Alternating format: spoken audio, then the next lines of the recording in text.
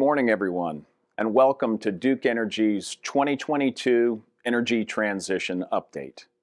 Today, we look forward to sharing the progress we're making on our clean energy transition, our ambitious plans for the future, and how we are delivering value for customers and investors. We also want to answer any questions you may have, so we've reserved time at the end for Q&A. We invite you to ask a live question through our designated phone line that can be found on our IR website.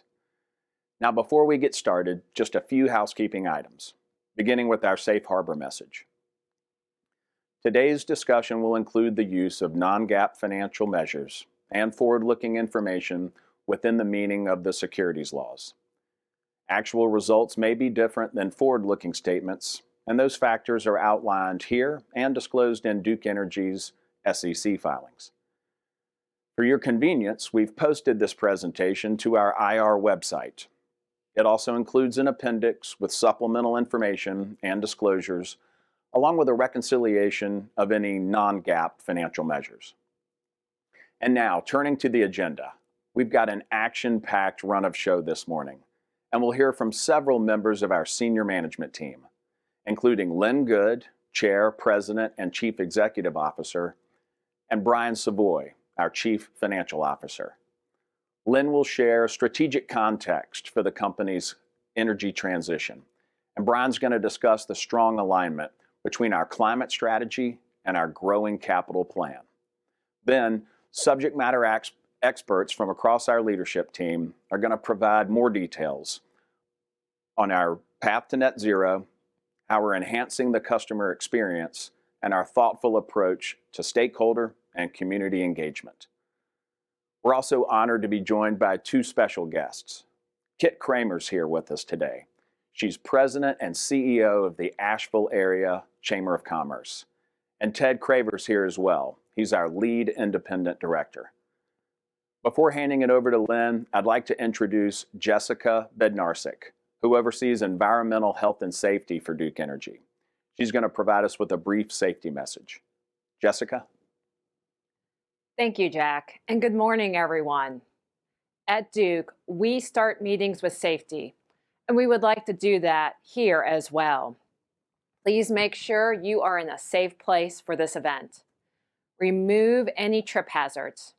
Know what to do in an emergency, and if driving, either be hands-free or pull to a safe place while participating. Duke's foundation is safety. Safety of our employees, our environment, and our community. Now, when it comes to our employees, for the 7th consecutive year, we have led our peers in the industry in safety, as measured by the total incident case rate, a standard where the number of injuries are compared to the hours worked. In fact, as you can see on the chart, we continue to outperform our peers. And how have we achieved this? By focusing on continuous improvement and reinforcing our safety principles of hazard recognition, personal accountability, and active caring. And these principles also apply to environmental stewardship. We are proud of the culture we've built across the organization. And as you can see on the chart, our performance is strong, and we have not had a serious environmental incident this year. But we are always growing. Today, we better anticipate potential environmental challenges. And then we design and implement plans to effectively manage the situation. We take this work very seriously, and we will not rest.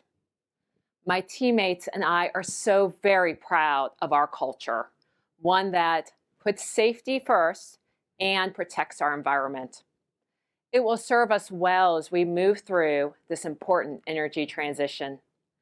And now I would like to introduce Lynn Good, our President, Chair, and CEO. We're on a mission to lead the nation's most ambitious clean energy transition, building a future with energy that's affordable, reliable, and increasingly clean. For our customers, and communities. With new technologies and over a century of proven results, we'll reduce carbon, invest in our communities, and build a diverse workforce that powers a future we're all invested in. Let me add my welcome to all of you today. We're delighted to have you here to discuss our energy transition. We've titled it Ambition, Action, and Results. And you may recall we did a similar Investor Day a couple of years ago where we set out our climate targets and also our generation transition plan. And as I stand here today, so much progress has been made that we're anxious to share that progress with you. But before we do, I wanted to take just a moment and comment on Hurricane Ian. It has been front and center at Duke over the last several days, a devastating storm, winds and storm surge. And even today, there are communities that have been so significantly impacted. Our heart goes out to those families. For Duke, this was an event that impacted both Florida and the Carolinas, and we restored just shy of 2 million customer outages. We were prepared. We had 20,000 resources, linemen, vegetation professionals, damage assessors, and then the rest of Duke, all of Duke, serving their storm role, customer care specialists, and support for our linemen throughout this transition. And I'm very proud of the work that we did to restore customers. In Florida, 97% of our customers were restored within 3 days, which was Sunday night. And in the Carolinas, the storm was lesser, but still almost 1 million outages. And we restored those customers, 99% of them in 2 days, which was also Sunday night.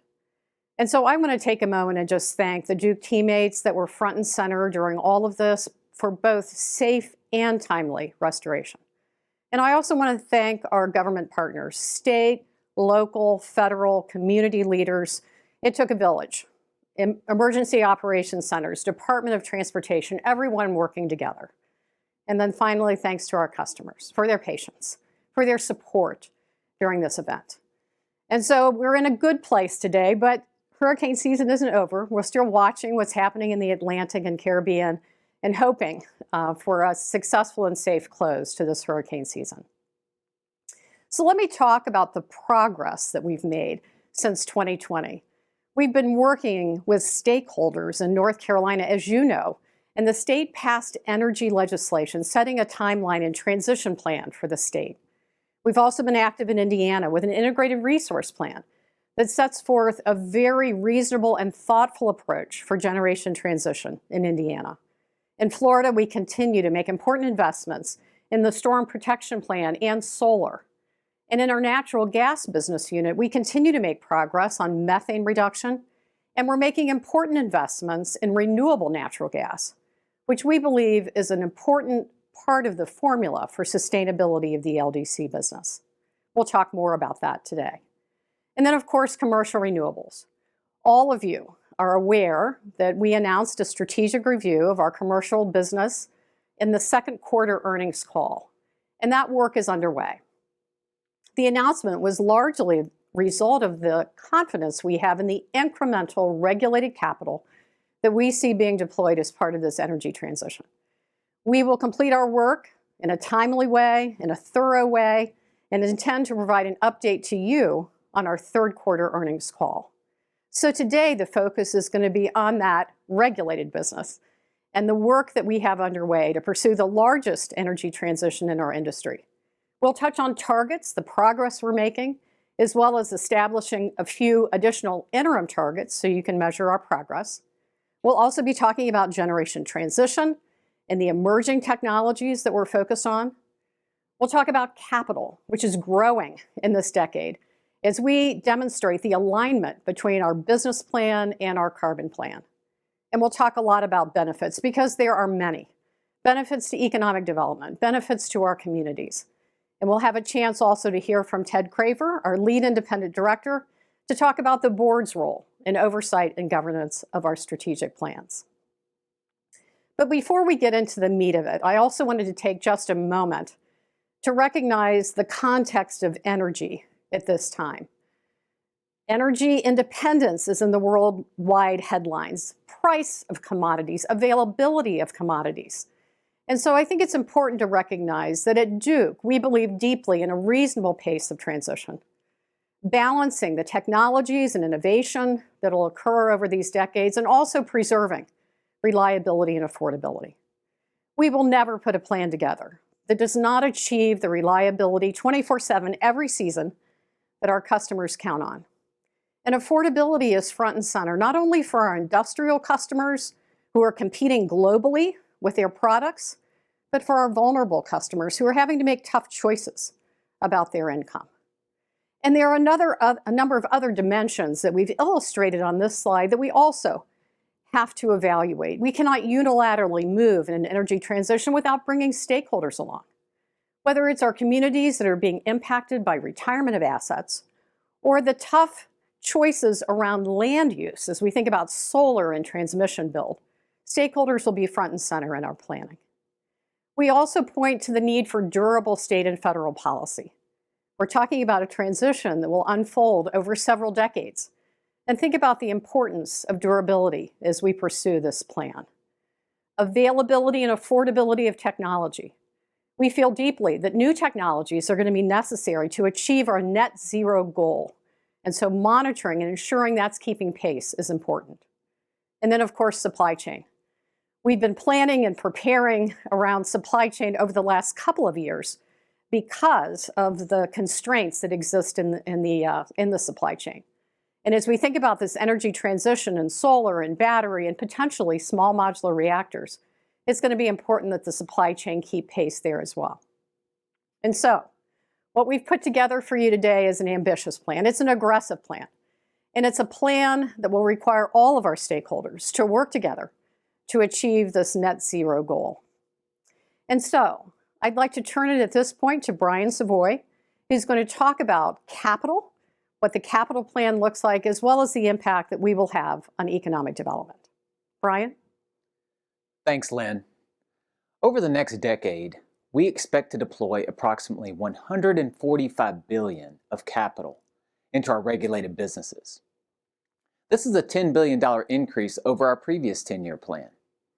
It's driven by higher clean energy transition investments in the Carolinas and in Indiana. As shown in the bottom left-hand corner, this capital plan will result in a 7% earnings-based CAGR through 2032.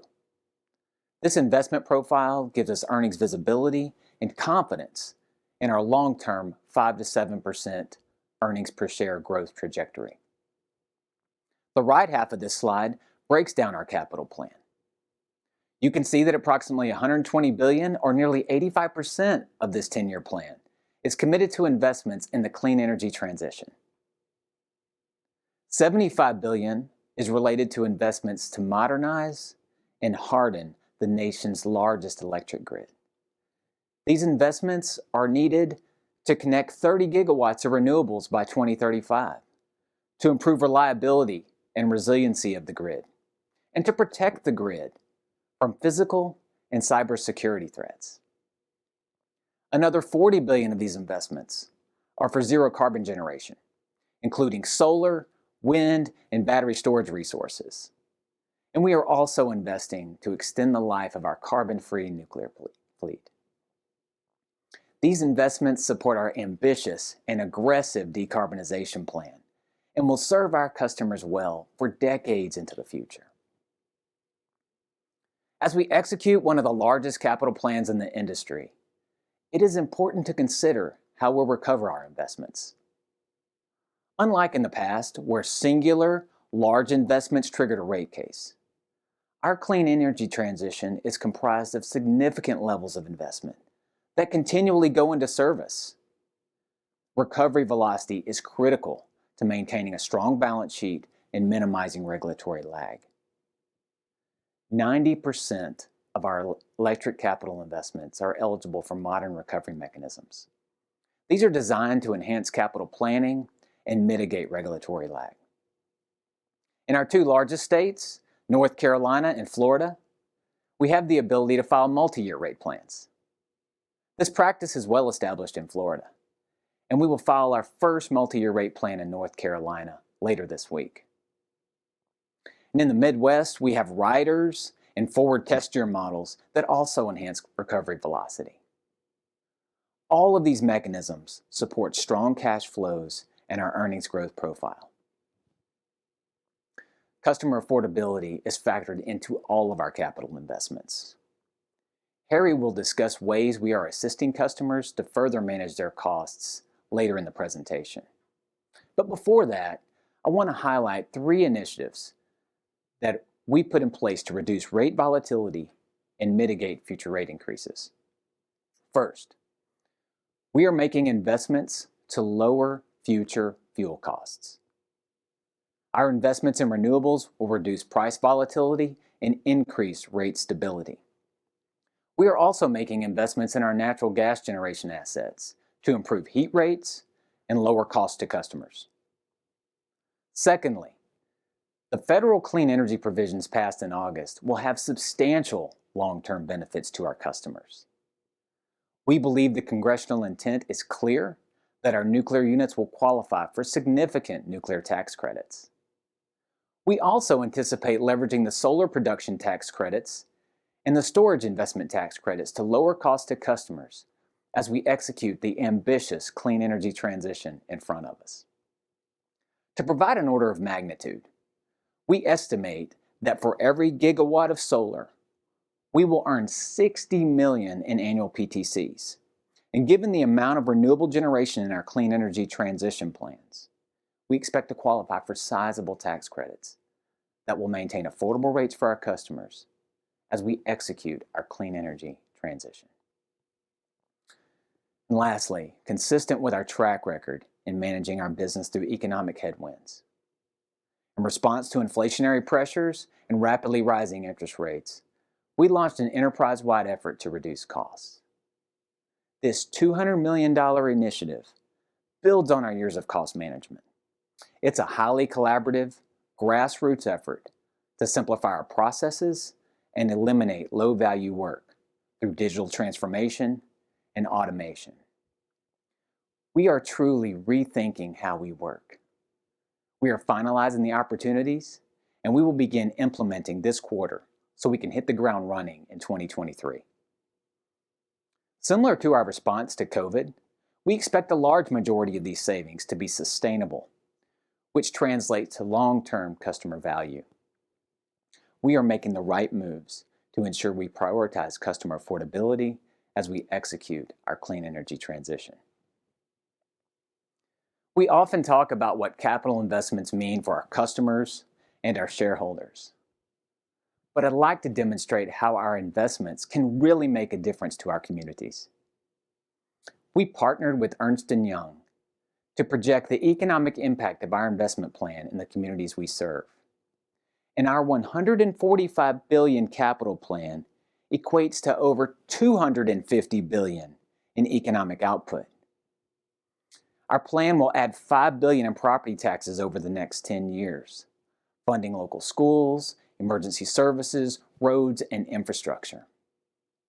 And it will create over 20,000 new jobs. We are privileged to be a part of the communities we serve, as we have for over a century. And we look forward to growing together in the years and decades to come.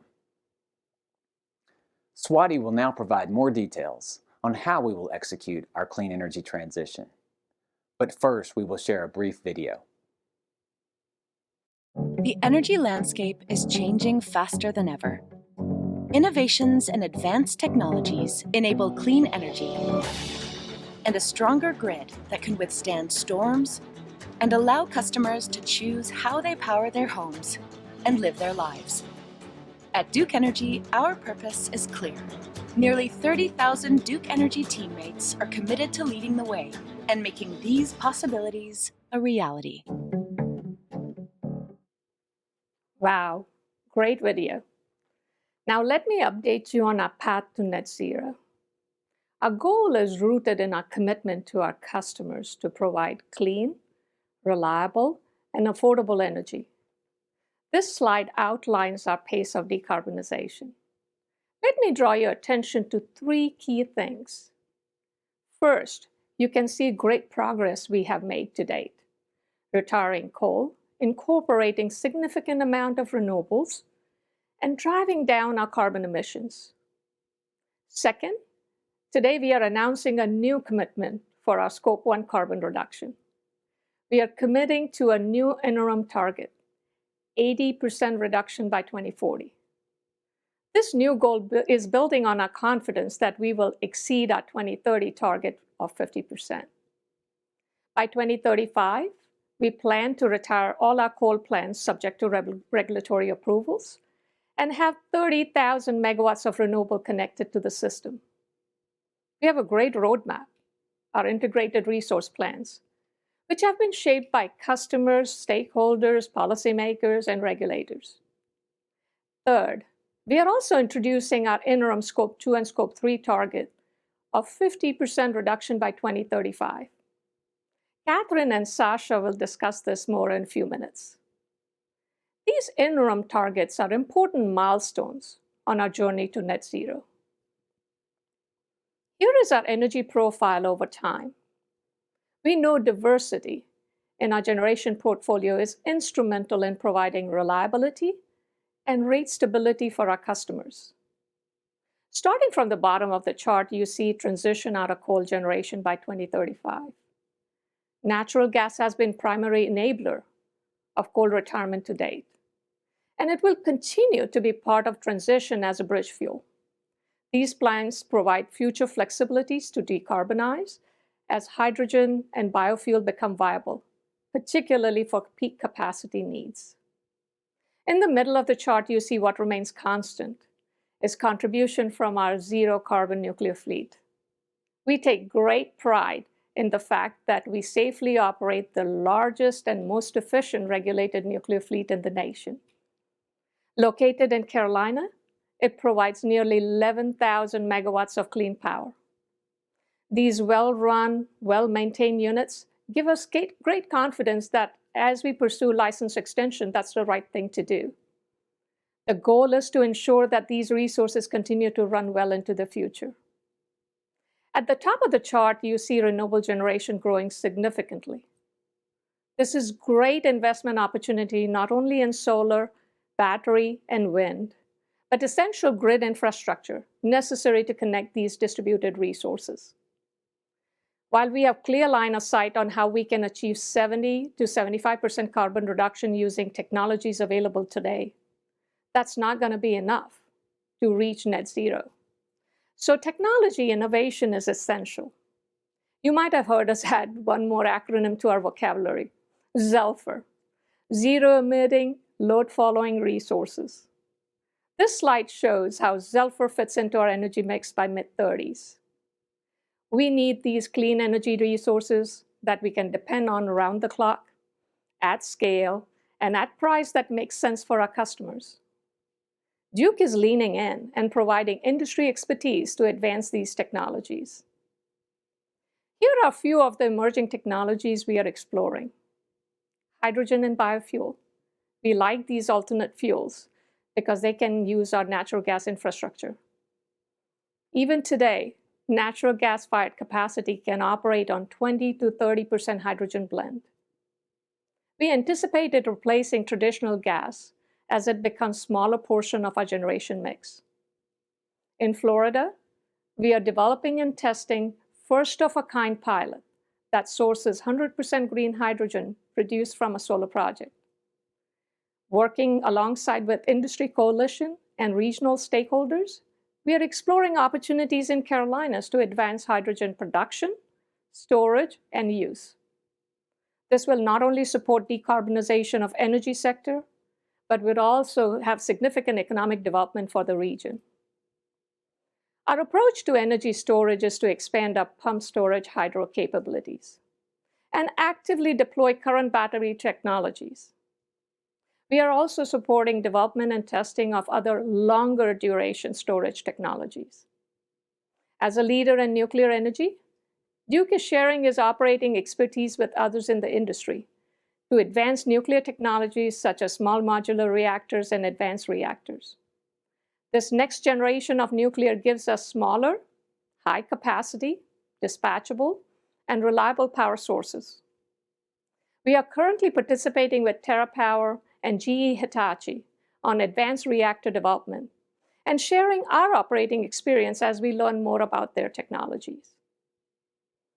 Dramatic innovation in energy space is on the horizon. This important work is supported by recent enablers, including Infrastructure Bill and Inflation Reduction Act. The Infrastructure Bill provides the funding necessary for research and development. We will identify opportunities to utilize this funding.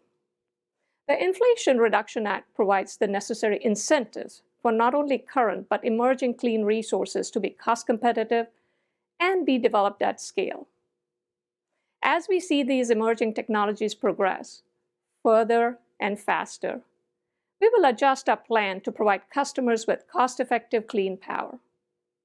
I hope you agree. Our generation plan is well balanced and the transition is moving at a reasonable pace. It provides clean, reliable, and affordable energy for our customers and communities for decades to come. I invite you to learn more about our plans in our latest climate report. We published it just today. Hand in hand with generation transition plan is grid enablement. Here is Harry. He will share exciting advancements we are making in this area. Harry? Thank you, Swati. At Duke Energy, we operate the largest energy grid in the country with more than 314,000 miles of transmission and distribution lines serving our more than 8 million customers. Our grid has really served us well for the past 100 years, but the needs of our customers have evolved. As Brian and Swati shared earlier, the critical investments we're making today to modernize our grid, enable electrification, and empower our customers are really the backbone of our reliable energy future. As we've just experienced with Hurricane Ian in Florida and the Carolinas last week, severe storms are increasing in frequency and magnitude. We have all seen record-breaking heat and polar vortexes. In fact, here in the Carolinas, we've had 3 500-year floods in the past 25 years alone. Being without power, even for just a few hours, can impact economic opportunities and connections with friends and family, which is why we're building the grid of the future. First, we're designing the grid to withstand extreme weather. We're upgrading equipment to make it more resistant to the ever-changing weather, while expanding capacity to serve our growing community needs. When I compared the impacts of Hurricane Ian to the impacts we saw just 5 years ago with Hurricane Irma, I can see that it's working. Not only did we have significantly fewer customer outages with Hurricane Ian, but we were able to restore service in less than half the time to our customers. Second, we're making the grid smarter. By installing advanced technology that monitors key components on the grid, we can identify potential problems and reroute power. If you've ever used GPS to avoid traffic, this technology works the same way. When the system detects an outage, it automatically finds a clear path and reroutes the service around the traffic jam to minimize outages. And it is working. So far this year, self-healing technology has avoided over 850,000 extended outages and saved customers over 2.6 million hours of outage time. Third, we're transforming our energy infrastructure to enable the two-way power flow of electricity, which will enable innovative technologies at the grid edge, like rooftop solar, electric vehicles, and battery storage. As adoption of these technologies expand, power will flow in multiple directions. Our smart grid can monitor thousands of sensors and automatically manage the dynamic ebbs and flows that come from these distributed energy sources. We are also leading the way in tackling the largest source of carbon emissions in the U.S., transportation. The adoption of electric vehicles charged by an increasingly clean grid will lower carbon emissions across our states. 1 million electric vehicles are expected to be on the road in our service territories by 2030. This will make EVs 2% of our total electric volumes, driving an earnings per share contribution of roughly 20 cents. And that number is going to keep growing as even more people switch to electric vehicles into the 2030s. We have introduced initiatives enabling EV charging infrastructure across all our states. We're developing comprehensive suite of EV programs designed to provide seamless experience for our customers from the grid to their garage. Through a recent collaboration with Ford Motor Company, we're testing vehicle-to-grid integration in a first-of-its-kind pilot program. We will enroll our customers who lease a Ford F-150 Lightning truck and connect their EV to support the grid during periods of high energy demand. Imagine, just 100,000 of these trucks is enough to produce a gigawatt of clean energy. These pilots will help determine how we can harness that power for the grid. We're already working to expand this program to other EV manufacturers. We're doing all this while continuing to give our customers more options, more control, and prioritizing affordability. The pandemic highlighted the opportunity for us to work more closely with our communities and customers in need. We created a specialized team that partnered with thousands of agencies across our service territories and helped our customers access over $200 million in energy assistance funds.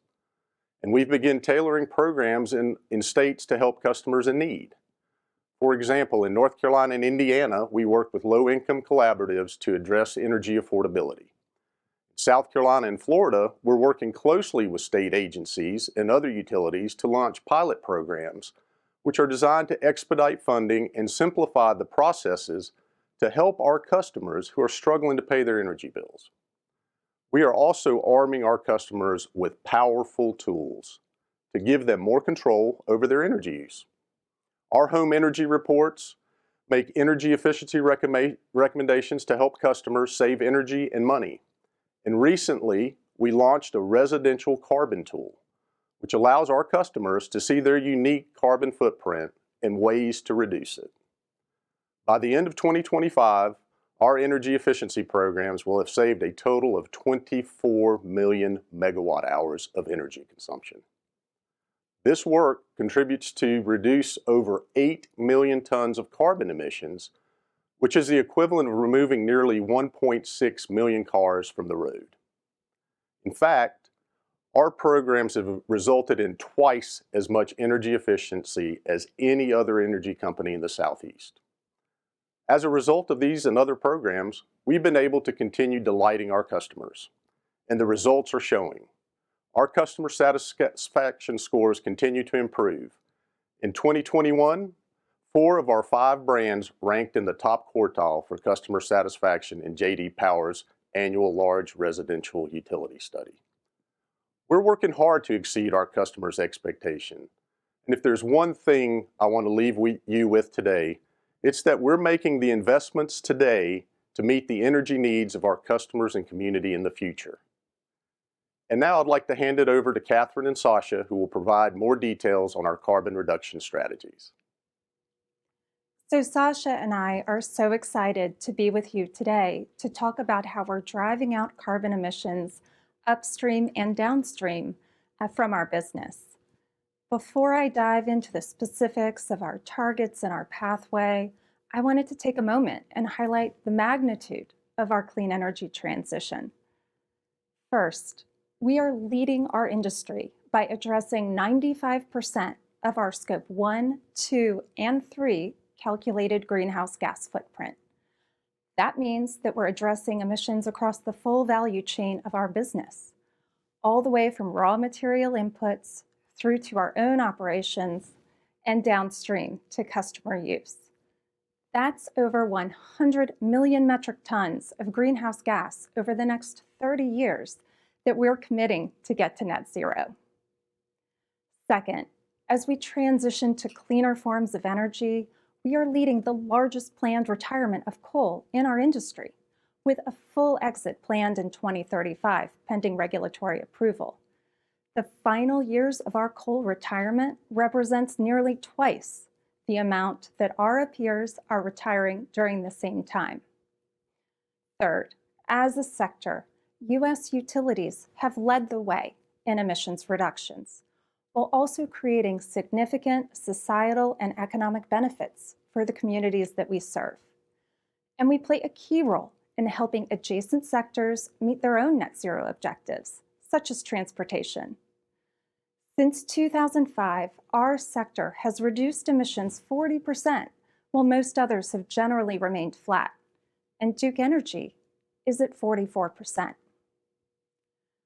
We believe that trust starts with transparency, and we aim to continue to provide our investors and other stakeholders with insight into our policies and practices so that they can chart our progress.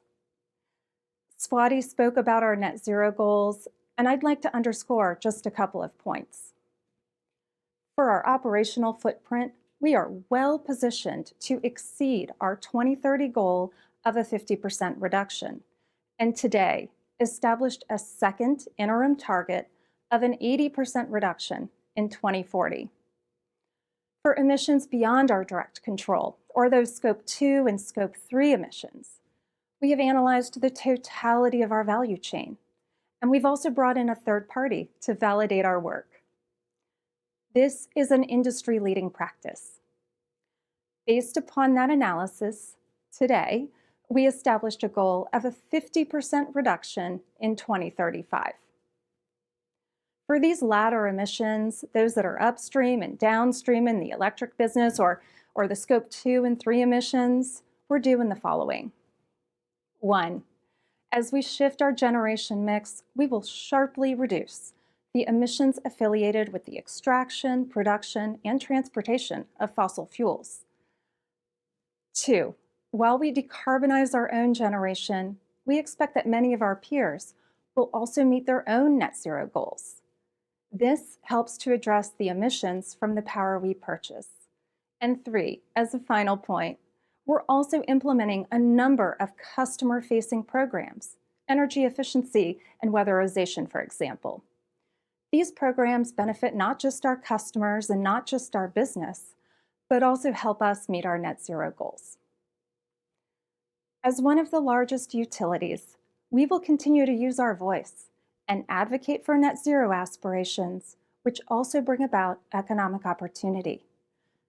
So this isn't just about climate. As Brian mentioned, the capital plan behind our clean energy transition is expected to bring $250 billion over 10 years in economic outputs. We have provided additional information about our work towards these goals in our climate report. This report is aligned with TCFD recommendations for climate-related disclosures. Our report also illustrates how our emissions reduction pathway is consistent with the Transition Pathway Initiative's, or TPI, 2-degree scenario for economy-wide decarbonization by 2050. Finally, I'm excited that we are a founding participant in Energy Pathways USA. This is a new US-focused initiative in partnership with the Global Energy Transitions Commission. The group involves cross-sector collaboration on actionable policies, projects, and investments that are necessary for the energy transition. It's housed at Duke University in our backyard and run by policy experts who are bringing together business leaders and the research community. So Sasha, that's what we've got going on the electric side of the house. You've been telling me the gas side of the business is doing some really cool stuff too. That's great. Yeah, let me tell you how we are a leader in the natural gas industry through our investments, customer programs, and relationships with suppliers. While reducing methane and carbon emissions, we are maintaining affordability and reliability. We are on our way to have net zero Scope 1 methane emissions by 2030. We started by reducing methane leaks on our own natural gas pipeline system. We removed bare steel and cast iron pipe, eliminating methane emissions from this type of infrastructure. We've reduced flaring activities during routine maintenance and are capturing the methane using cross-compression technology, which keeps gas in our own pipeline system.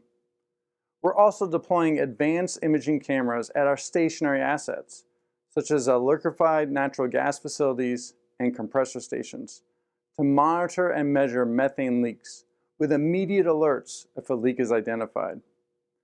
We've also teamed up with Accenture, Microsoft, and Avanade to develop a first-of-its-kind methane emissions platform. This platform detects leaks and measures real-time methane emissions in natural gas distribution systems using satellites, sensors, and other technologies. This is a first for natural gas utilities. Now our field technicians can fix leaks identified with a satellite instead of trying to find leaks by walking on the ground with a handheld sensor. Fixing leaks quickly keeps the methane in the pipes and out of the atmosphere. This bold, innovative partnership can inspire others in the energy sector and beyond to reach their own emission goals faster. Now, let me talk about our work to become net zero for Scope 3 emissions for our natural gas purchases and deliveries to our systems.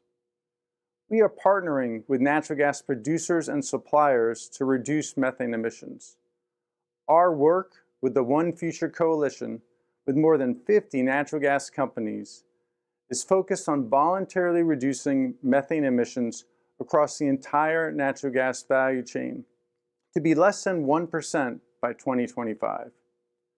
For Scope 3 emissions from our customers' use of natural gas, we developed emission offset programs and we've expanded our energy efficiency offerings.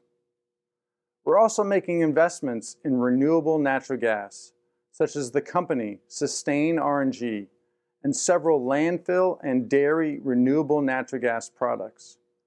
We've committed $150 million to date in renewable natural gas facilities and plan to invest $300 million more in the next 5 years.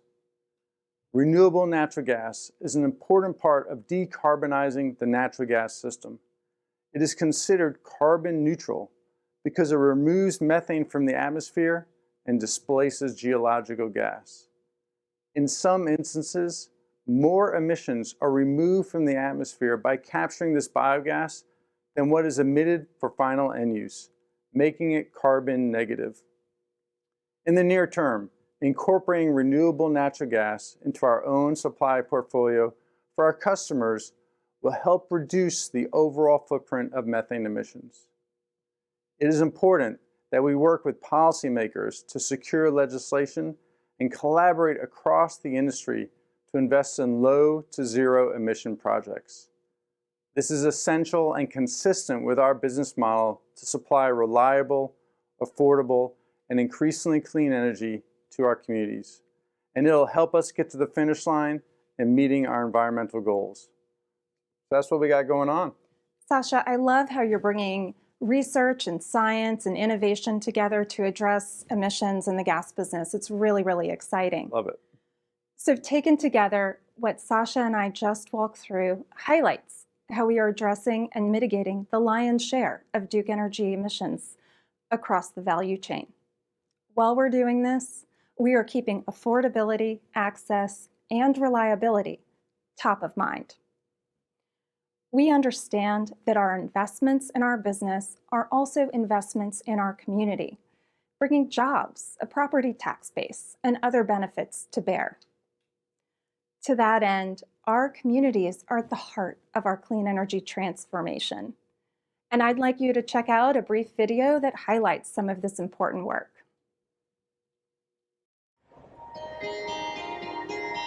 Asheville is a funky, fun, incredibly energetic spot nestled in the Blue Ridge Mountains. Asheville is a growing place, and we need power that's going to support that growth. Reliable electricity has been the foundation for economic development in the region. In 1964, the Asheville coal plant came online. The coal plant provided reliable and increasingly clean electricity 24 hours a day, 7 days a week.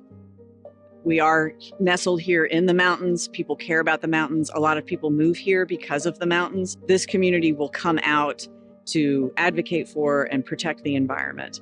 Several things started to happen. One, and most importantly, the Mountain Energy Act occurred in 2015, which really enabled the company to think seriously about retiring the 1964 era coal plant and replacing it with a natural gas power plant. stakeholders really started to rise up and oppose not the transition from coal to gas, but to oppose the transmission line. Following this opposition and more than 10,000 comments that were submitted to the North Carolina Utilities Commission, we paused and really listened. We realized that we needed to come up with a technical solution that was financially reasonable and accepted by the communities we serve. The way that you design a system is that you have to have backup and redundancy to what you design. The redundancy was the transmission line to the single generating unit that we initially proposed. By having two generating units, we were able to provide that redundancy that is expected of a power company to provide reliable electricity. And it was important that we listen to understand what our communities and our customers expect of the company. We believe that it was the right thing to do, to think about how we can ensure reliable electricity for decades to come and do so in a way that's consistent with the communities that we serve. I give great credit to Duke for listening to the folks in the community and working alongside them to develop a solution that would work for everyone involved. The environmental benefits of this plant are very real and very clear. Less air pollution, less water pollution, no coal ash, fewer greenhouse gas emissions. It's always better when companies, regardless of who they are proposing a big change in a community, to come talk to the community. I'm proud in the work that we've done here to listen to understand and to craft a solution that is reflective of this company's values and will provide reliable and increasingly clean electricity to all of our customers.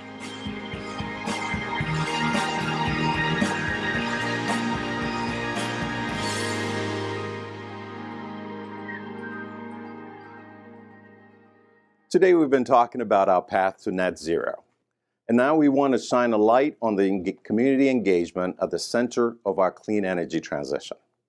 We're here today with Kit Kramer, President and CEO of the Asheville Area Chamber of Commerce. Welcome, Kit. Thank you. It's good to have you here with us today to discuss these very important issues that our company and the community at large is dealing with.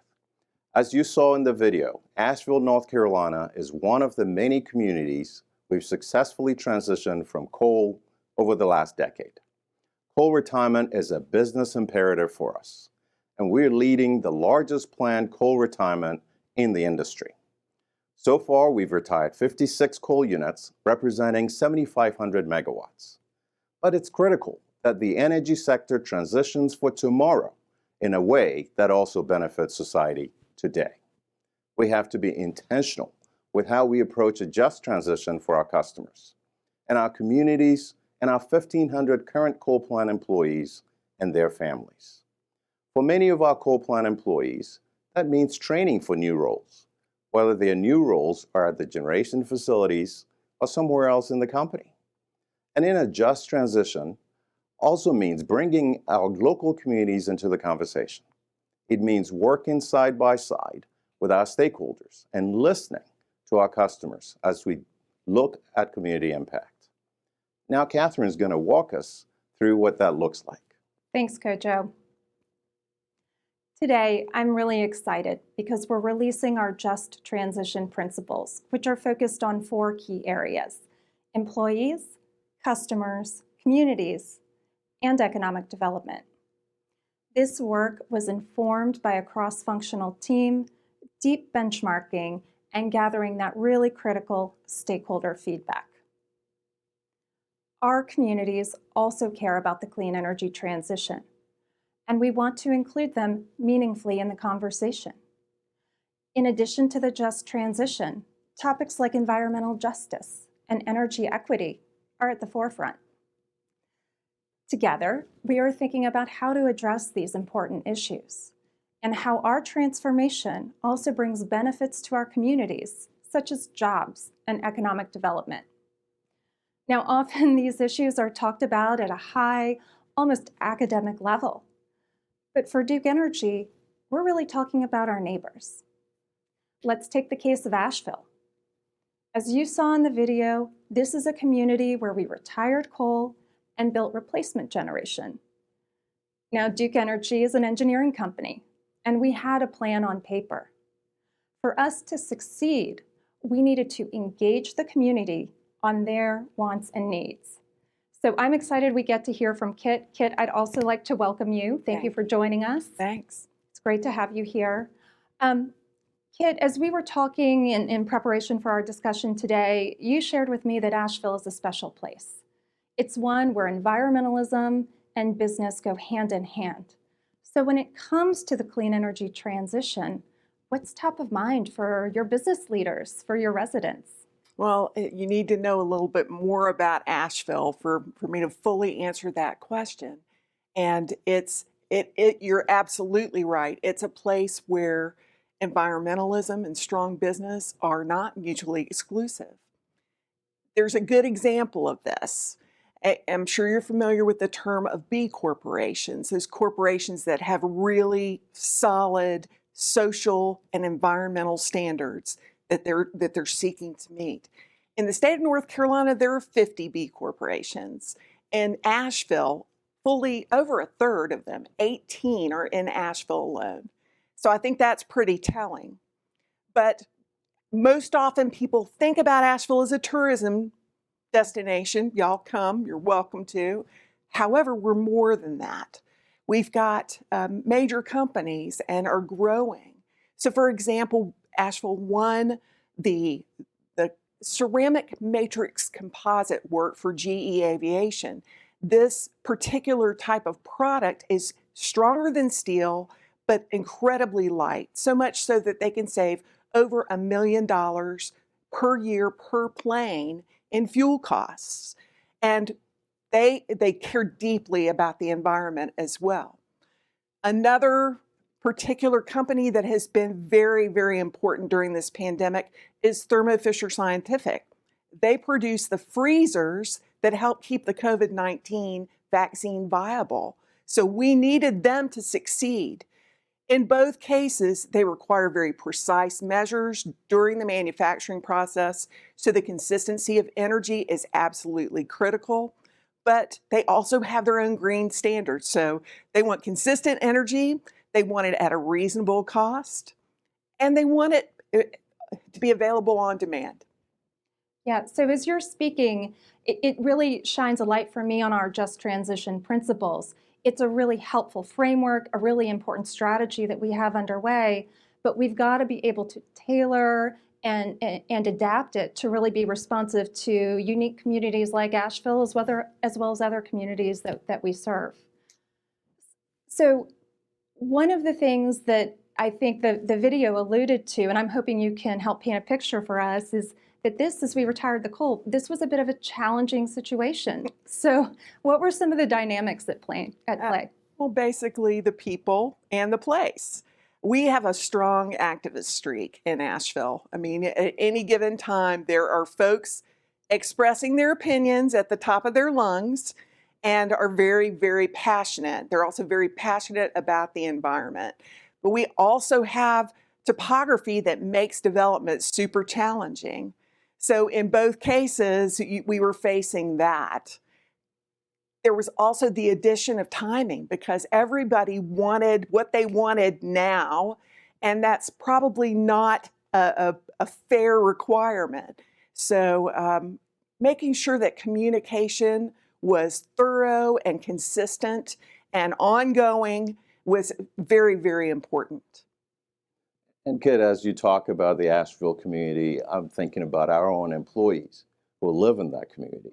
You know, these are employees who worked at Duke Energy facilities in Asheville, really entrenched in the community. You know, they eat there, their children play there, they go to school there, they pay taxes in Asheville. And so we've had that top of mind as we've gone through this transition, to make sure they have opportunities that will keep those who want to remain in the community. So we've been able to transition some into roles that have kept them in the community. I'm also thinking about an employee who worked at a different plant, but was able to relearn new skills that now allows her to work in our cybersecurity group. And her experience working at the plant has been invaluable in her new work in cybersecurity. So we keep that top of mind, and we want to do all we can to keep our employees who want to remain in the community. But talking about the community, though, I want to learn more about when Duke came to the table. How did those conversations go? What worked? What didn't work? How did we get to the solution that was acceptable to the community and to Duke Energy? Well, to me, Duke Energy is Jason Walls. I can't say enough about this young man. He serves on the Chamber's board, but he is so good at listening to the community and helping create solutions that are going to work for both parties. We specialize in connections, and he has utilized those connections to communicate with the business community in particular, but also to reach out and build relationships everywhere. And I think that's going to far outlast the plant opening. I think it's going to be a great thing for the company in the long term. Jason is one of those people. I know he's such a fierce advocate for the community being part of the discussion, and one of the strong proponents of the operating model that we have here at the company, which is we listen, we learn, and we adjust. And that's how we move our business forward and bring our communities along. So it's really powerful to hear you reinforce that point. You know, and Kit, the other thing I think about, you alluded to it earlier about the strong opinions of the people who live in Asheville. I'm sure they have opinions regarding the clean energy transition too. What's that conversation been like in the business community? Well, and the business community has a lot of goals related to environmentalism as well. So they want clean energy now. We can't wait. They're seeking to achieve their goals. They want Duke Energy as a partner in also achieving their goals. We not only represent the existing business community, but we serve as the recruitment arm for new business. And energy is always on their minds as part of the conversation. Duke is always at the table with us. We need Duke Energy in order to be strategic about how we're going to grow and also to be competitive. We really appreciate the entire team that I've worked with has been really concerned about the community, and we so appreciate that. Okay, thank you very much. You've been a great partner to us also. And there are other partners we have throughout our service territory, and all of you have helped us meet the requirements of our customers for affordable, reliable, increasingly clean energy. And so we thank you for your partnership. We thank you for joining us here in Charlotte today. I'm happy to do it. Thank you. We are creating solutions that work for our employees, our customers, and our communities. And to hear more about the important role that governance plays in our transition, I'll turn it over to Lynn and to Ted. Duke Energy has been a leader in the energy industry since its first hydroelectric plant in 1904. And that's still true today.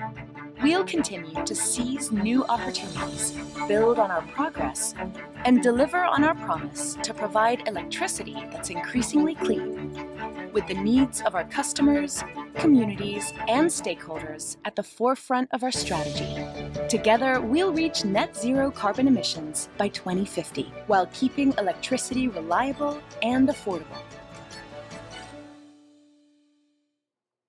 Well, I'm delighted to be joined by Ted Craver today. Ted is our lead independent director, and as I introduce him, I know many of you already know Ted, former chairman and CEO of Edison International. And so, Ted, we wanted to introduce just a little bit of feedback and perspective, insight on the board.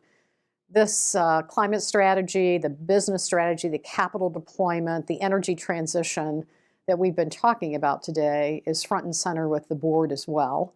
And would love to hear your perspective on how the board governs that process, whether it's the capital, the targets, the transition, the retirement of assets. I know it's front and center in all of our agendas, so love to hear your perspective. Well, thank you, Lynn. I think, as you well know, we've spent a huge amount of time, we the board, working with your team, working with management, on developing the strategy really over the last several years. And I think that strategic oversight, engagement, that's a core part of what any board should be doing and what its responsibilities are. I think as we worked through that, the focus of the board was primarily around how do we deliver on our traditional requirements of safe, reliable, affordable energy, but at the same time, how do we ensure that we're delivering on the need to really eliminate our impact on the environment. And how do we merge those things? How do we balance those things? So I think that represented really the primary focus for the board. What resulted from that, of course, is this enormous energy transition that we're embarked on and undertaking. Of course, when you think about that, probably at the base of it, a company like ours, we invest billions of dollars in critical energy infrastructure. And we want to make sure that we're doing that in a responsible way. So that raises a number of issues around risks. What type of operational risks, execution risks, financial, reputational. And so the board, through its various committees, spends a lot of time on the risk areas. But I think one of the pieces that really came home to us is that this also represents a huge opportunity for the company. It's an opportunity to grow. We heard about that earlier. Brian outlined that very well. It's also an opportunity to provide this essential service to our customers and to our communities. And I think when you consider the size of Duke, the scale, the scope, the balance sheet strength, there are few companies that can be so central to the energy transition as Duke Energy. So yes, there are risks associated with this, but there's a lot of opportunity as well. And I think there's a shared sense of responsibility to do this in a way that really melds our core responsibilities of doing this in a safe, reliable, and affordable way, but also in a clean way. And Ted, I appreciate you mentioning the opportunities because I think at times the scale of our company isn't fully appreciated. And when we say it's the largest clean energy transition, we measure that by, the number of megawatts being retired, the number of megawatts being added. And I agree. When you think about 30,000 megawatts of renewables by 2035, there's a lot of opportunity, a lot of construction, a lot of stakeholder engagement. So let's transition and talk a little bit about the board's role in accountability of executive management, compensation, targets, and I know it's increasingly of interest to our investors how this clean energy transition is included in your expectations of how management completes their work. So maybe you could talk a little bit about compensation and how it fits into this picture. Sure. Well, a lot of that work, of course, takes place in our Compensation and People Development Committee. And maybe it's worth taking a step back, just what are the overall objectives that we have for our executive compensation programs? Certainly, pay for performance is a key one. That's really how we align the interests of the executive team with that of our shareholders. We also have an objective of attracting and retaining key talent. Your team is obviously essential to getting this work done, and we want to make sure that we're doing a fair compensation for the work involved. And the last one that I think maybe gets understated at times is we don't want this to be a kind of a short-termism. This needs to be a commitment to a long-term approach, a long-term commitment to our clean energy transition. We know this is going to take a lot of time, a lot of effort. And so we're trying to find ways to embed in our compensation programs a means of keeping that long-term goal and commitment in mind. So just focusing on the clean energy part for a moment, in 2021, we included some, I guess I'll call them qualitative goals, more activity-based goals for each of the individual leaders in terms of developing and advancing their part of the clean energy transition, the clean energy strategy. Just this year, we also included some quantitative goals, mostly around how we are going to get the growth in the non-emitting generation sources and in storage. So this will be something we continue to work on, but the key is to get this alignment of the executive team with the compensation system. And I think that short and long term, Ted, is I know something we discuss a lot because we'll make great progress in the year of an asset retirement. The additions will occur in a smoother path over a longer period of time. So finding the right way to measure it, I know, will be a continuing conversation. Let's transition to diversity. Diversity is important to Duke Energy. Diversity of our suppliers, diversity of our employee base, diversity in our board. And we're proud of the fact that 50% of our board represents diverse ethnically and by gender individuals who also bring diverse skills to the table, which is important for a business as complex as ours. I would also note that we've had a lot of board refreshment going on. The tenure of our board is 4 years or so. And so maybe you could talk a little bit about how you think about attracting the board members with the right talent, onboarding them, where diversity fits in the picture.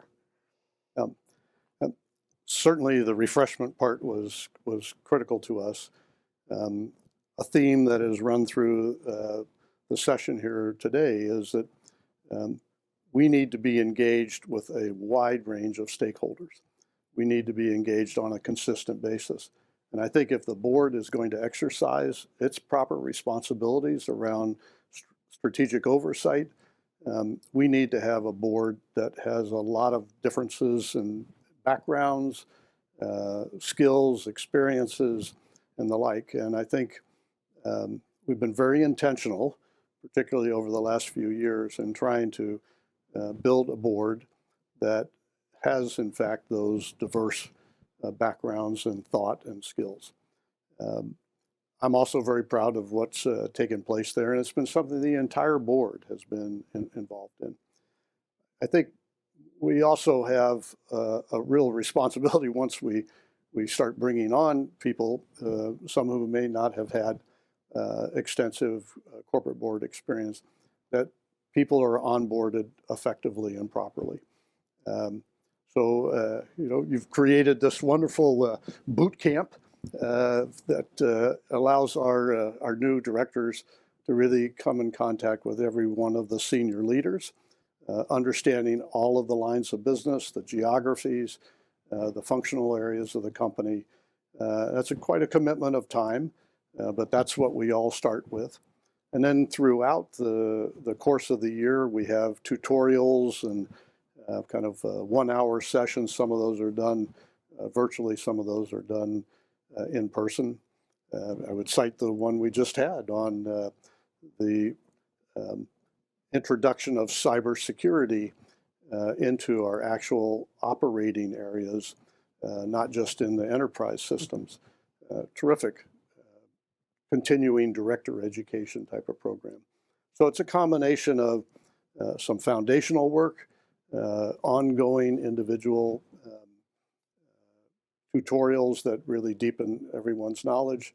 And then the final part, because the directors are indeed diverse, have a lot of different backgrounds and experiences, we make it clear that each director needs to take responsibility for filling in holes and gaps that they feel they may have with the individual director, continuing director education. So I think we feel pretty good about how we've kind of put all of these pieces together and really have a strong functioning board. Well, and Ted, from management's perspective, the interest that the board has in understanding our business is deeply rewarding to us. So that when we come to a discussion in a board meeting about a complex topic, you feel like you're engaged with board members who have an appreciation of the topic. And I would say nuclear is front and center at our company because of the large nuclear footprint. And I was pleased to see 3 of our directors attend a recent forum that INPO presented for nuclear. So a lot of good work on the part of the board to keep up with this dynamic industry. Definitely. So maybe last question on you as the lead director. Okay. It's an important role, the role that you play with our independent directors, but also the relationship that you and I have. We have always approached engagement in a transparent way, keeping the board up to date with what can be a really dynamic environment. I've used that word a couple of times, but things change, whether it's in an operating environment or a political and regulatory environment. You and I talk every other week or so and as needed, and then I know you're engaged with the board as well, but maybe talk a little bit about your lead director responsibilities and what you've found over the last few months. Sure. But I think maybe drafting off of our earlier conversation, we've intentionally set out to have a board with diverse backgrounds and experience, thought. And so I think kind of job number one, we want to make sure that board comes together, is able to really work effectively together. We are a relatively short tenured board at this point. You mentioned the 4 years. The average in the S&P 500 is 7 years. So, we need some time for people to get to know each other and work effectively. So I think I play some role in making sure that happens. I would say another kind of key objective that I have is just as I think it's important for an independent board to appropriately, constructively provide credible challenge to you, to your leadership team, to the company. We need to do that same thing with ourselves. We need to be able to provide credible challenge to each other and try to foster a sense of this is a place where we can come together. We can really talk about what needs to be dealt with. We can do it in an honest and constructive, effective way. So that's another key objective. And one that I feel very strongly about, the enormity of this task, this energy transition that you and your team are embarked on, is at times daunting. And I think it's important for the board to feel engaged in that. Yes, provide independence and credible challenge, but also to provide some real sense of support to the team that's going to make this happen. And I think that's something that really is important for our board to have and to really exercise. So we appreciate the transparency. You've been exceptional at that, I think. And in doing so, it creates a trust between the board and management. And I think it also helps set a tone for the board itself to operate in that same kind of transparent and trusting manner. Well, Ted, I appreciate the partnership and the wealth of experience that you have in the industry. And in many ways, we're on the frontier of the energy transition in your role at Edison. So you've provided great perspective, and I know we'll continue to do so. It's important work, and it's exciting work, but it's also, when you think about the opportunity of what we can do for our customers and for the communities that we serve, this is really a great place to be involved. Well, thank you. Thank you. Well, we're going to transition to Q&A, and Ted will be available for Q&A as well. And I'm going to turn it at this point to Jack to give you some specifics. But before I do that, let me thank Ted again for being involved and sharing his perspective. Very valuable to all of us. So Jack, let me turn it to you. Thanks, Lynn and Ted. Well, we've covered a lot of ground and heard from several Duke Energy leaders. Now we'd like to hear from you, our investors and other stakeholders, to answer any questions you may have. So to ask a question, you can use either of the phone lines and the conference ID that's currently displayed on the slide. We're going to pause for just a moment, let the queue populate, and then check back in with you shortly to take our first question.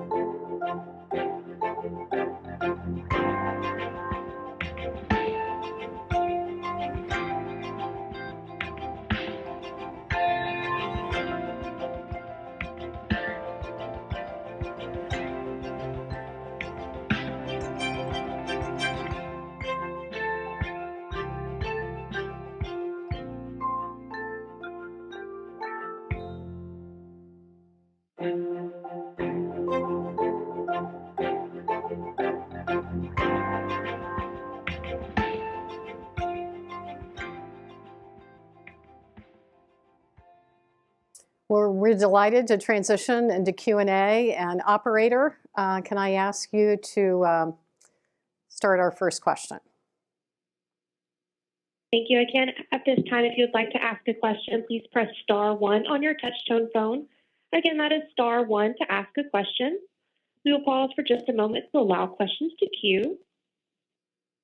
Our first question will come from Shar Pourreza with Guggenheim Partners. Your line is now open. Hey guys, good morning. Hi, Shar. Lynn, so I guess a couple of quick questions here, and thanks for the update this morning. How did firstly, how did the IRA incentives change the economics or even the resource selections with your carbon plan investments? And is there any updates on discussions in South Carolina around the clean energy transition, especially as we think about the historical relationship there? Thanks. Sure. And Shar, let me start with the IRA. I would say to you that the IRA has certainly made a meaningful impact on lowering the cost of renewables. And as we look at that benefit to our customers over this energy transition, it's really going to make a difference. We begin to see an impact in our carbon planning at the later part of this decade as those megawatts increase. We see it in the form of solar and battery technology, and also the incentives around hydrogen and other emerging technologies we think will be helpful as we approach blending in construct of our natural gas assets in the 2030s. So I think it's going to be positive. It's going to impact the price of electricity in a very meaningful way. And as Brian noted, we will also see significant benefit from the nuclear PTCs. We were pleased to see nuclear recognized as an important carbon-free resource. And we are a very low-cost nuclear operator, 11 reactors here in the Carolinas. And we see significant benefits, several $100 million of benefits to our customers, which will also lower price. So this is a positive for this clean energy transition and a real tailwind as we work to accelerate these ambitious plans. On South Carolina, if I could just comment on that just for a moment, South Carolina and North Carolina have worked collaboratively over a long period of time, developing this very robust, diverse, dual state system that we operate in today.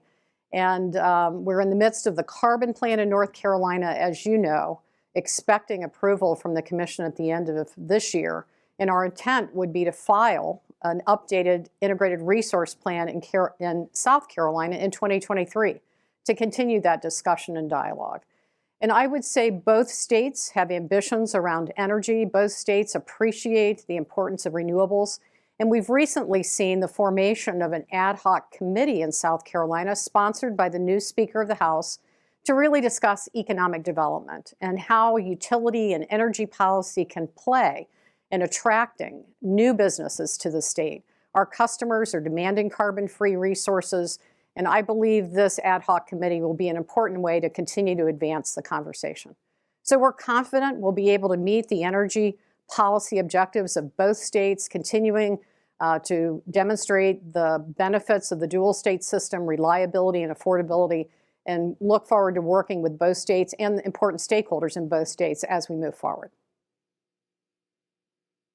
Got it. That's helpful. Thank you. And then just lastly, Lynn, it's a fairly healthy capital update. Any sense on how we should think about financing the higher capital plan, especially as we layer in potential proceeds coming from the commercial sale, maybe focusing more around the medium and longer range financing needs? So I guess, in short, can you fund this without equity?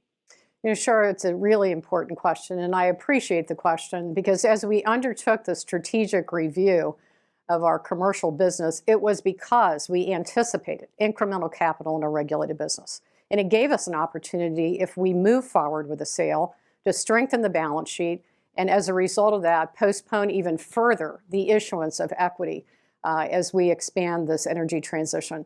So as you know, through 2026, no equity in our plan, and we believe the commercial renewable transition, if we're successful in executing that, will also delay that equity even further. So we're working, as we always have, to find the lowest cost method of financing our plans and believe we have a credible path to accomplish that with these transactions and what we've shared today with you an updated, more accelerated growth in capital in the regulated business. Terrific. Thank you guys so much. Great update. And Ted, it was great to hear your voice. Thanks, guys. Thanks, Shar. Thank you. Our next question will come from Julian Dumoulin-Smith with Bank of America. Your line is now open. Hey, good morning, team. Thanks for the time. Hi, Julian. Good update here. Absolutely. Good morning. I'm just following up a little bit on Char's last question here. On the updated CapEx, looks like call it about $3 billion-ish on the 5-year view. Can you talk a little bit about the timing therein of that updated CapEx, within that 5-year range, and just what that does in terms of some of the earlier expectations on earnings trajectory? Yeah, so Julian, we have also opened up 2027 as you look at that number, so 63 to 66 through 2027. So it certainly includes what we believe will be increased generation spending as we get deeper into the 5-year plan. But if we're successful in executing our transition and strategic review of the commercial renewables, we do believe there will be an ability to accelerate some capital, potentially into 26, maybe into 25, and that work is underway. So what I would leave you with is robust capital, strongly supported in our regulated business, in constructive and growing jurisdictions, with clear visibility around the ability to earn return. And I think Brian's point that he emphasized, where 90% of this capital is going to be in recovery mechanisms with great velocity, should also give confidence that we're moving in the right direction, underpinning the growth of the company. Right, indeed. Excellent. But that acceleration is on the back of IRA, in addition to some other efforts you have on the way for 25, 26, I understand. It's the IRA, Oh, please go for it. No, the IRA, Julian, certainly provides an opportunity for some acceleration, but I would also point to the ability to lower price to customer, because that actually is the strongest element of IRA for us, because we want to accomplish this energy transition in a way that makes sense for customers. Completely. It is the Inflation Reduction after all. There you go. Quick question on indeed. Quick question on slide 22. You guys talk about upwards of 20 cents of contribution by 2030 here, seemingly from EVs. Can you talk a little bit about the composition of that super quickly? How much is that as load versus infrastructure? And maybe just when does that start to show up more meaningfully, if you will, through the plan? So, Julian, it's load. And Harry, could I ask you to step in on that, or Brian, you might supplement it as well? Yeah, Julian, the majority of it is load. Some of our programs will give us opportunities for revenue from the programs that we're setting up for the customers, but the vast majority of it is load. And as our projections go into the 2030s, that number grows pretty rapidly. If you look at the TV commercials, I don't think there's a traditional car being advertised. It's all electric vehicles. So we're fixing the grid for that, and fixing our customer programs to be able to take advantage of that as it comes at us. Brian, would you add anything to it? I would say that right now we see about a 4% adoption of electric vehicles in our territories today.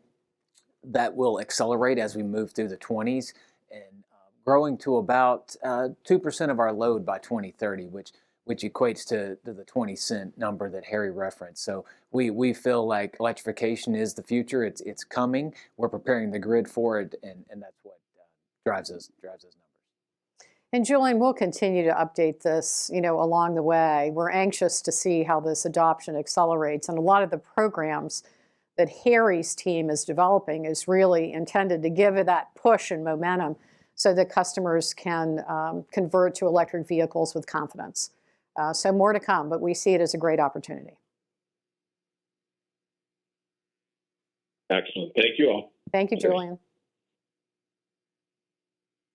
Thank you. Our next question will come from David Arcaro with Morgan Stanley. Your line is now open. Oh, hi. Thanks so much for taking my question. I was wondering about the 30 gigawatts of renewables that you've got in the plan through 2035. I was wondering if you could talk about how much you expect would be rate-based versus PPA within that 30 gigawatts. And David, I would take the answer that the construct in each state is slightly differently. In the Carolinas, you know, as a result of HB 951, 55% is owned by the utility, 45% PPA. All of the solar in Florida is being built as utility owned. And we're getting into the renewable build in Indiana, you know, looking to one of the largest renewable builds, 2 gigawatts of renewables in Indiana. We would expect to own some element of those as well. I think 50-50 perhaps is a good planning assumption, but we believe there's a real business case for utility ownership as we think about reliability and integration. So more to come on that as all these programs get deeper, but those the statistics I've just shared with you give you a perspective on how to think about it. Brian, would you add anything to that? No, I think you covered it. Okay, very good. Great. Yeah, that's very helpful. I appreciate that color. And then I was wondering, as we look out to that 2028 to 2032 CapEx timeframe, there's obviously a big step up in the CapEx plan. You know, previously in your 10-year view, there was also a big step up in the 27 to 31 timeframe. So just wondering if there's any sense that we should get as to when that step change comes, when it might hit the next 5-year plan. You know, as you roll out and you pull in 2028, is that when we might see that step up, or does the brunt of that big change come, you know, early in the 2030s? David, I think you're going to see a somewhat gradual increase in that capital spending, and it's really generation and transmission driven as we get deeper into the clean energy transition. I would point out a couple of things to you that if you compare what we're sharing with you today to what we shared with you 2 years ago also included commercial renewables.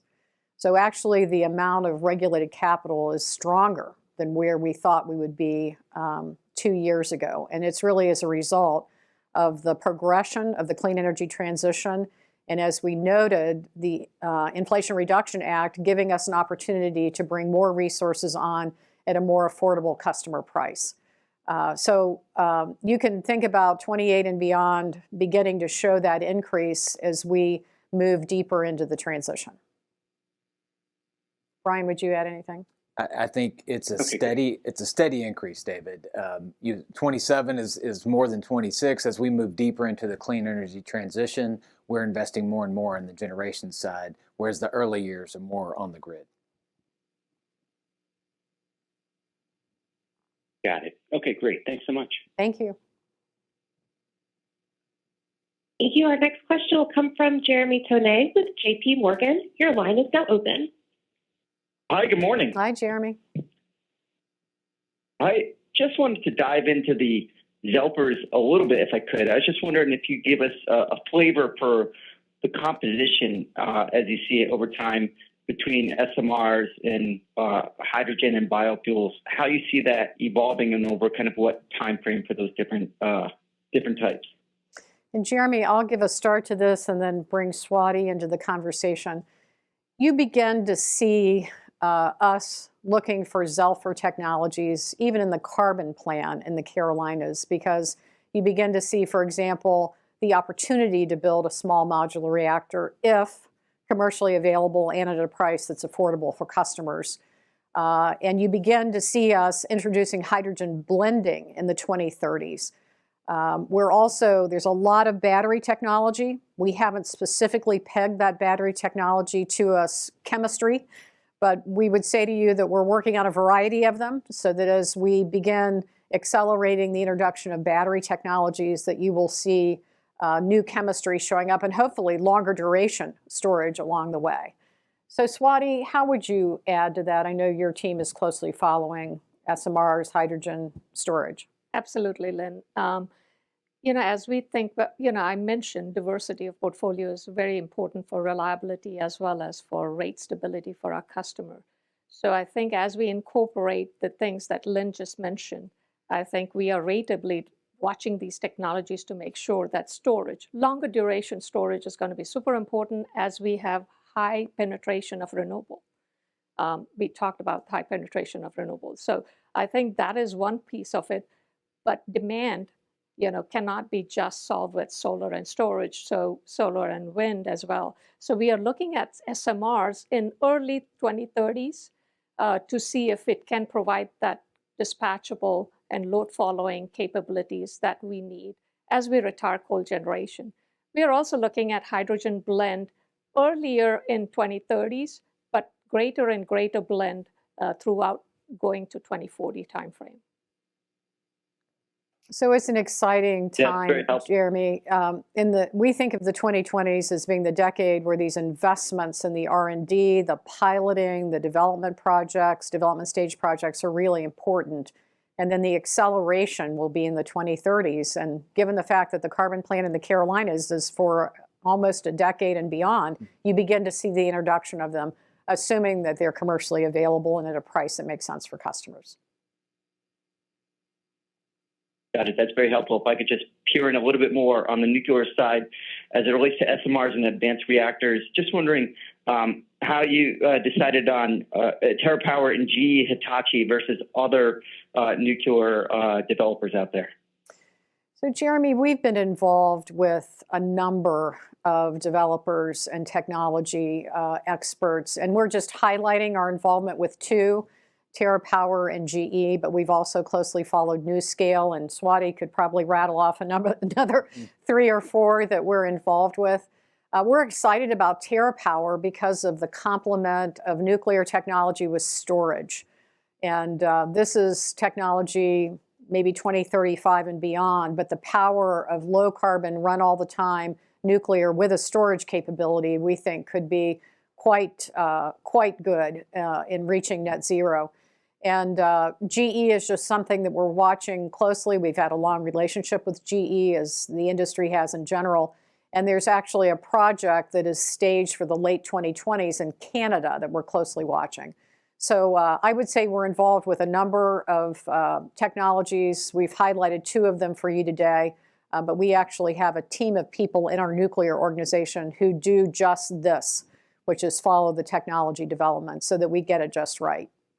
At a price, on time, on budget, the ability to introduce those resources in a way that makes sense for our customers. Got it. Makes sense. We are closely watching Ontario Power's SMR development as well. So thank you for your color. All right. Thank you.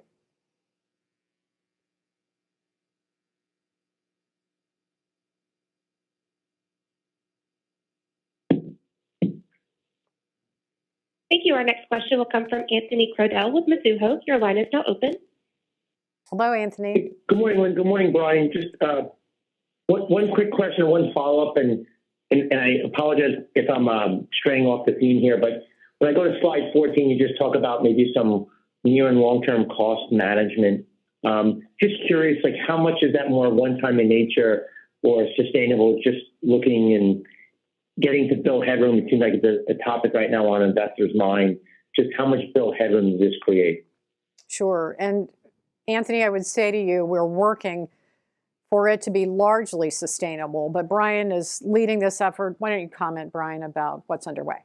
Certainly, Lynn, and thanks, Anthony.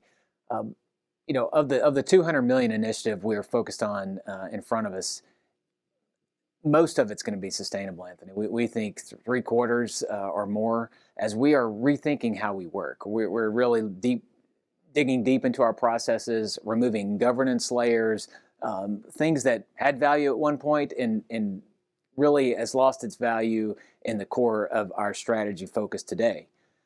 We're using automation on processes that can be automated, and so these things will stick. And it's really a cost structure adjustment that we're undertaking, and we're, like I said earlier, we're implementing it this quarter so that we can hit the ground running beginning of next year.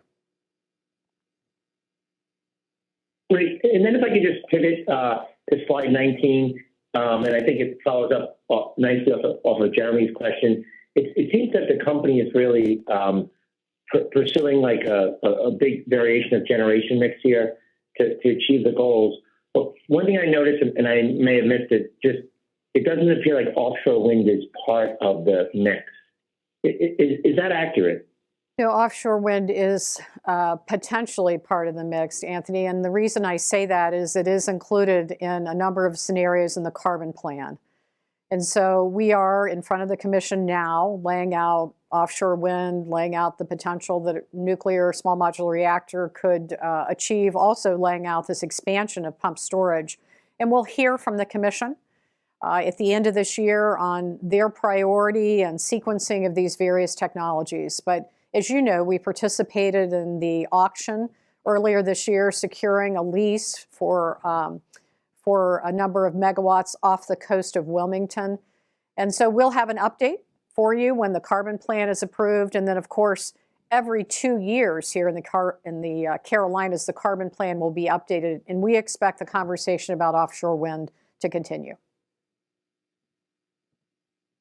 Great. Thank you so much for taking my questions. Thank you. Thank you again. As a reminder, if you would like to ask a question, please press *1 to join the queue. Our next question will come from Ryan Levine with Citi. Your line is now open. Good morning, and thanks for taking my question. Sure.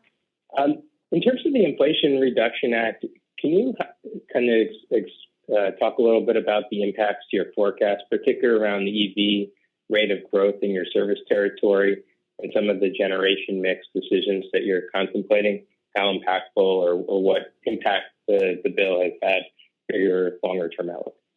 Well, let me take generation first, and I'll turn EV to Brian and Harry. But Ryan, we do see the IRA putting more downward pressure on price for renewables, making them more attractive.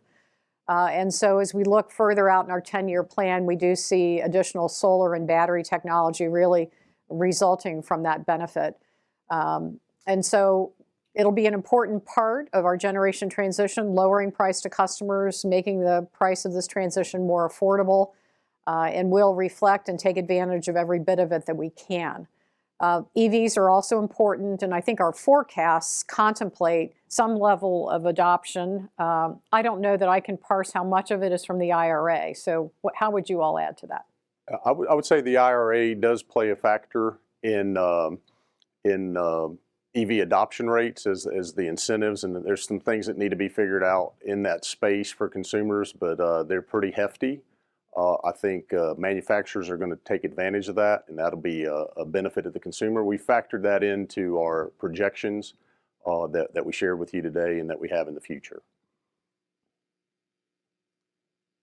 Just to follow up on that, in terms of the inflection point for some of the low growth forecasts, where do you see the inflection? And it looks like your curve on page 51 is fairly smooth, but curious if you could provide any more color as when you see some of your load forecasts to inflect higher. You know, Ryan, I think you're going to have a hard time seeing it in a curve of that type because of the scale. You know, we're thinking about 2% of our load by 2030. So, you know, the inflection point is going to be hard to see on that scale. And we will keep you informed along the way on adoption. I think for modeling purposes, maybe it's just kind of a linear growth for now. And we'll certainly keep you informed as we see better information on how, you know, customers are responding not only to new offerings from the OEMs, but also the benefits that are in IRA. Appreciate that. Thank you. Thank you. Thank you. Our next question comes from Paul Patterson with Glenrock and Associates. Your line is now open. Hey, good morning. Good morning. How are you, Paul? All right. Great to see you, Lynn, and of course the gang and Ted. Great to see him. We're seeing curtailment with a lot of renewable projects around the country, and I was wondering if you could give us a flavor as to what Duke's experience has been on that. Is it an issue that you guys have had? And I guess I know it's different between the rate base versus the commercial business and what have you in terms of its impact on earnings and stuff. But I'm just sort of wondering what you're seeing. Is there any opportunity there or any issues that that you guys are encountering? You know, Paul, I would point to transmission and developing of the transmission grid at a pace that makes sense for renewable adoption. And actually, if you followed the carbon plan in the Carolinas, there was an extensive discussion about the need for a certain set of transmission projects that are important not only to the existing solar, but the growth that we see in the carbon plan. And we have enjoyed a great deal of support on the notion of keeping pace with transmission in order to manage curtailment. I would also point to the Southeastern Energy Exchange market as another way that we've thought about integration of solar in the Southeast in a way that hopefully minimizes curtailment as well. But it's a real issue where transmission needs to keep pace with the demands we're placing on the bulk power system, and we are working proactively in our jurisdictions to make sure that that adjustment, that construction is advancing at a pace that makes sense for our aspirations around renewables. Okay, but in terms of the commercial business, some of which I think is not in your service territory, am I right? That's right. Is there any issue there, or? You know, Paul, I wouldn't point to anything that is unique to Duke. I think you probably follow the industry close enough to know that there are constrained areas. I think ERCOT has had challenges from time to time, and it's the same issue where transmission needs to keep pace with the amount of renewables that are being put into place. And as I say that, I also recognize that building transmission takes years. It's a 3 to 5 year initiative to get that construction moving. So Brian, I don't know if you would add anything to that. Brian, before transitioning into his role, had responsibility for commercial renewables. Yeah, so I would just add, Lynn, that the transmission constraints seem to be very focused and local. So when a transmission line's expanded, the renewables flock to that line in the non-regulated markets, and that will cause congestion in times of the day. So we've seen pockets of it, like Lynn said, in our commercial business, but nothing pervasive as we've done the planning. Awesome. Thanks so much, guys. Really appreciate it. Thank you, Paul. And great to see you again, Ted. Take care. Thank you. There are no further questions at this time. I'll now turn the call back over to Lynn Good. Well, thank you all, and appreciate very much your engagement today, your interest and investment in Duke Energy. And let me just leave you with a few takeaways. We've said a number of times, and it's true, that Duke is leading the industry's largest clean energy transition. And we're doing so in a way that keeps an eye on reliability, never compromising that, preserving it, but also recognizing the importance of affordability. We are on track for the targets that we have established, and we're giving you new milestones, interim milestones, so that you can hold us accountable. And we see incremental regulated capital as a result of the plans we've been putting in place over the last couple of years. Carbon plan in the Carolina, integrated resource plan in Indiana, and of course the growing needs in Florida for solar and SPP.